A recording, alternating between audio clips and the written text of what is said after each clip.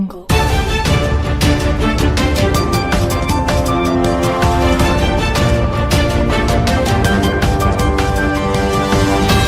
Jungle.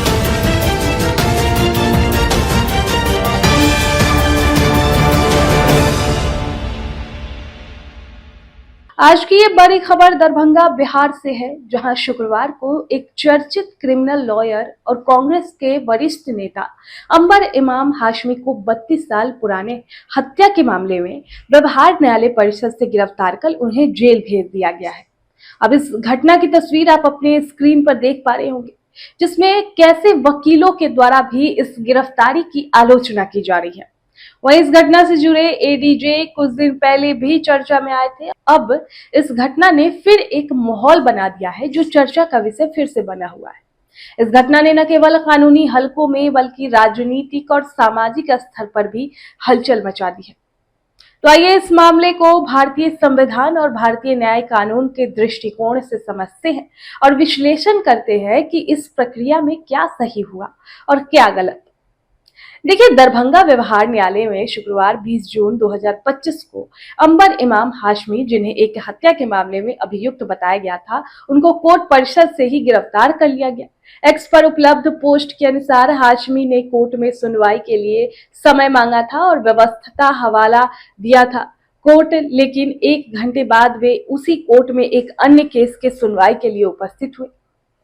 इसके बाद ADJ 3 court के उन्हें हिरासत में लेकर आदेश दिया। इस गिरफ्तारी को लेकर कई सवाल उठ रहे हैं, खासकर कोर्ट परिसर में पुलिस द्वारा की गई कार्रवाई को लेकर।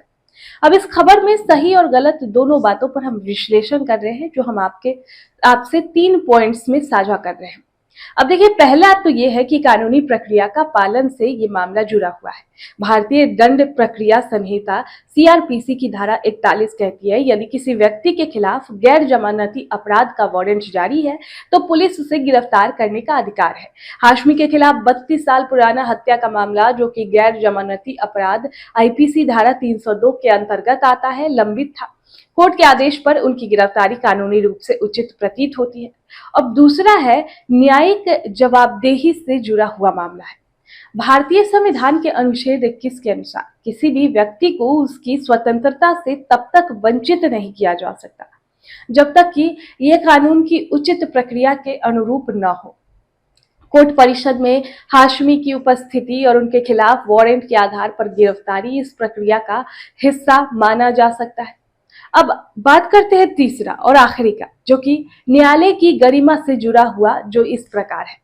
देखिए, कोर्ट ने यह सुनिश्चित किया है कि एक अभियुक्त जो कथित तौर पर सुनवाई में देरी कर रहा था को तुरंत हिरासत में लिया जाए। एक कदम न्यायिक प्रक्रिया की गंभीरता को दर्शाता है और ये संदेश देता है कि कानून के सामने सभी समान है। तो हमने आपसे उन मुद्दों को साझा किया जो इस प्रक्रिया में विभिन्न धाराओं को ध्यान में रखकर कहे तो सही हुआ, और अब आपसे हम साझा कर रहे हैं कि इस मामले में क्या गलत हुआ। तो पहला ये कि कोर्ट परिषद में गिरफ्तारी की प्रक्रिया पर उठ रहे सवाल से जुड़ा है। देखिए, एक्स पर कुछ पोस्ट जैसे शादाब आईएनसी और गोविंद यादव आरजेडी में दावा किया गया है कि हाशमी और उनके साथी वकील के साथ पुलिस ने बर्बरतापूर्ण व्यवहार किया और उन्हें कोर्ट परिषद से घसीट कर ले जाया गया, जैसा कि आप अपने स्क्रीन पर देख पा रहे होंगे। तो यदि ये सत्य है तो ये भारतीय संविधान के अनुच्छेद 21 के तहत गरिमा के साथ जीवन के अधिकार का उल्लंघन भी हो सकता है। सीआरपीसी की धारा 46(1) में स्पष्ट किया गया है कि गिरफ्तारी के दौरान अनावश्यक बल या अपमानजनक व्यवहार नहीं किया जाना चाहिए। दूसरा ये कि वकील की गिरफ्तारी का समय और स्थान पर सवाल खड़े कर रहा है। देखिए, कोर्ट परिषद में एक वकील की गिरफ्तारी खासकर तब जब वे किसी अन्य मामले की सुनवाई के लिए मौजूद थे, न्यायिक प्रक्रिया की पारदर्शिता पर सवाल उठा सकती है। सुप्रीम कोर्ट के निर्देशानुसार गिरफ्तारी के समय व्यक्ति को उनके अधिकारों की जानकारी दी जानी चाहिए और प्रक्रिया को पारदर्शी रखा जाना चाहिए। तो यदि हाशमी को बिना उचित सूचना या स्पष्टीकरण के गिरफ्तार किया गया तो ये प्रक्रिया संदिग्ध हो सकती है। अब आते हैं तीसरे पे। तो तीसरा है राजनीतिक प्रभाव का संदेह बयां करती है ये तस्वीर। देखिए, हाशमी एक कांग्रेस नेता भी है और कुछ एक्सपोस्ट में इसे राजनीतिक प्रतिशोध का भी मामला बताया गया है। तो यदि ये गिरफ्तारी राजनीतिक दबाव या पक्षपात से प्रेरित थी, तो ये संविधान के अनुच्छेद 14 यानी कानून के समक्ष समानता का उल्लंघन हो सकता है। हालांकि इस दावे की पुष्टि के लिए ठोस सबूत की आवश्यकता है। ये मामला कई महत्वपूर्ण सवाल उठाता है। एक तरफ कोर्ट की कार्रवाई कानून के शासन को मजबूत करती है, लेकिन दूसरी तरफ गिरफ्तारी की प्रक्रिया और उनका तरीका मानवाधिकारों और न्याय की निष्पक्षता पर सवाल खड़े करता है। विशेषज्ञों का कहना है कि इस तरह के मामलों में पुलिस और न्यायिक अधिकारों को पारदर्शिता और संवेदनशीलता बरतनी चाहिए, खासकर जब मामला एक वकील और सार्वजनिक व्यक्ति से जुड़ा हो। तो इस खबर पर निष्कर्ष यही है कि हमारी कानूनी व्यवस्था का आधार संविधान के अनुच्छेद 32 और 226 है, जो नागरिकों को न्याय के लिए रीट याचिका दायर करने का अधिकार देते हैं। तो यदि हाशमी या उनके समर्थक इस गिरफ्तारी को चुनौती देना चाहते हैं, तो वे उच्च न्यायालय या सर्वोच्च न्यायालय में बंदी प्रत्यक्षीकरण याचिका दायर कर सकते हैं। हमारी भी न्यायपालिका से अपील है कि इस मामले की निष्पक्ष जांच हो और सभी पक्षों को अपनी बात रखने का मौका मिले। इसको अधिवक्ता समुदाय बर्दाश्त नहीं करेगा। एक वरीय न्यायिक पदाधिकारी के इशारे पर जिस ढंग से आज हमारे वरीय अधिवक्ता को 317 खारिज करते हुए उनको कस्टडी में लिया गया, यह बिल्कुल पूरे बिहार में फूकेगा, ये मैं आप लोगों को बताना चाहता हूँ। अधिवक्ता कमजोर नहीं है, अधिवक्ता समाज का मार्गदर्शक है और अधिवक्ता अब संघर्ष प्रारंभ कर दिया है। कल से प्रारंभ होगा और यह तब तक जारी रहेगा जब तक जुडिशियल सिस्टम में करप्शन नहीं समाप्त हो जाता है। मामला क्या था? आपको जिस तरह से प्रशासन ले गई या वहाँ लहरियासराय थाना ने आपको फिर छोड़ा है बाइज्जत, आप कह रहे हैं, तो क्या गलती उनसे हो गई? गलती यही हुई कि उनको लगा कि हम अंबर इमाम हाशमी हैं, चूँकि थानाध्यक्ष उस समय थे नहीं, पुलिस कांस्टेबल वगैरह जो थे वो जबरदस्ती सीढ़ी पर घिसते हुए कॉलर पकड़ते हुए मारते हुए ले गए। अब हम मानहानि का मुकदमा 1 करोड़ का करेंगे, उसकी तैयारी कर रहे हैं सारे अधिवक्ता समुदाय से बात करके। ऐसे कांस्टेबल पर जिन्होंने आपको ले गए उन पर आप मानहानि का केस करेंगे? हम जिला पुलिस प्रशासन से मांग करना चाहते हैं कि आप सीसीटीवी फुटेज देखिए, हमको कौन ऐसा पदाधिकारी किसके इशारे पर ऑफिसर्स ऑफ दी कोर्ट को घसीटते हुए थाना पर पैदल ले गया मारते हुए। ये मैं एसएसपी दरभंगा से मांग करता हूँ, डीआईजी मिथिला क्षेत्र दरभंगा से मांग करता हूँ कि आप एक निर्दोष व्यक्ति को क्यों डिटेन करवाए, आपके पुलिस पदाधिकारी मारते हुए किस ढंग से ले गए, इसकी जांच होनी चाहिए, निष्पक्ष जांच। जब अंबर साहब को गिरफ्तार करने पुलिस जा रही थी, आप वहाँ पर क्या कर रहे थे, क्या हो रहा था आपके साथ? मैं वहाँ गया था कटसी में, एक अधिवक्ता के साथ हुआ तो स्वाभाविक है, एक मीडिया वाले के साथ होगा तो सारे मीडिया एक हो जाते हैं। हम जानकारी लेने गए थे, हम बेनीपुर से आए थे जानकारी लेने के, आखिर हो क्या रहा है। जानकारी लेना भी अपराध है क्या? जानकारी लेना कोई अपराध नहीं है क्या? आप इसी कोर्ट में अपना वक्त देते हैं या फिर आप कहीं और कार्यरत हैं? मैं पूरे देश का राष्ट्रीय महामंत्री हूं, अखिल भारतीय अधिवक्ता कल्याण समिति युवा प्रकोष्ठ का, पूरे देश का।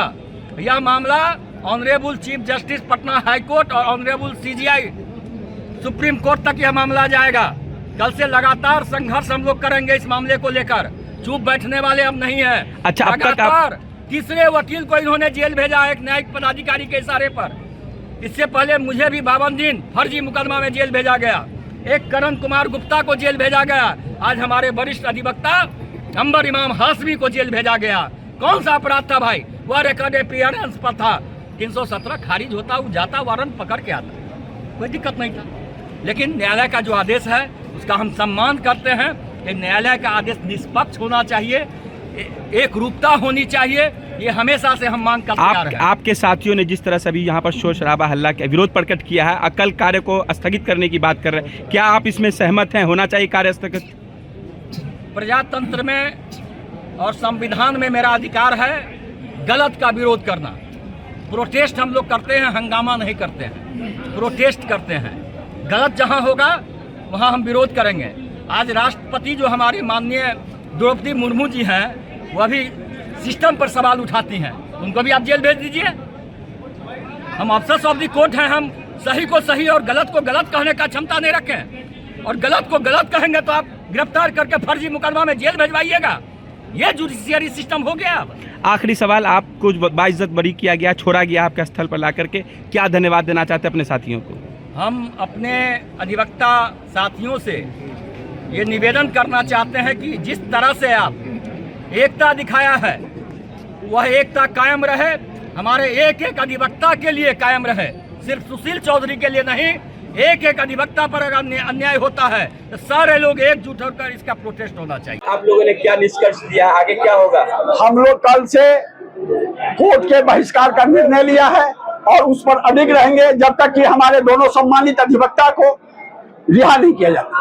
उनको जो ले जाया गया है तो उनका कहा जा रहा है कोर्ट का मानना किया, उस पर से अरेस्ट, आप लोग विरोध क्यों कर रहे हैं? कोर्ट का मानना ही नहीं है। 317 देना कोई हमारा कानूनी अधिकार है, हमने 317 दिया, बल्कि उन्होंने न्याय की अवमानना की है। 317 रिजेक्ट होगा, हमको मौका मिलेगा, फिजिकली हम प्रेजेंट होंगे, लेकिन उन्होंने हमको ऐसा मौका नहीं दिया, हमको गिरफ्तार कर लिया। किस कानून में उन्होंने गिरफ्तार किया?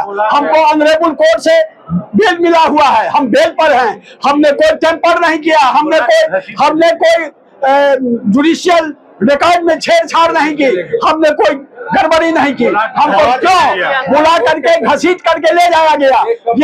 ये मत दिखलाता है क्योंकि यहाँ के जिला जज और थर्ड एडिशनल अपनी मनमानी पर अड़े हुए हैं, जिसको हम लोग नहीं चल रहे।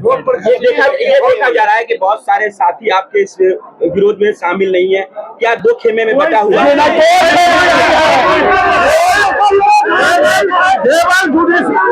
जुडिशरी के अन्यथा हम हर लोग एक है।